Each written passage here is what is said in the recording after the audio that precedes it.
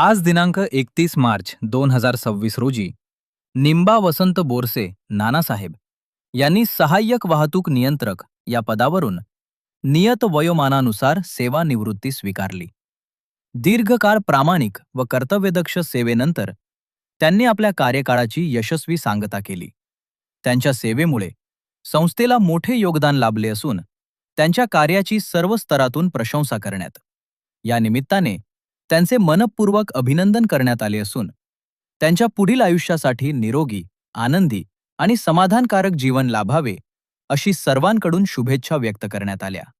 येत आहे digital Shivswarajya news Dhule जिल्हा संपादक श्री प्रमोद भीमराव बोरसे.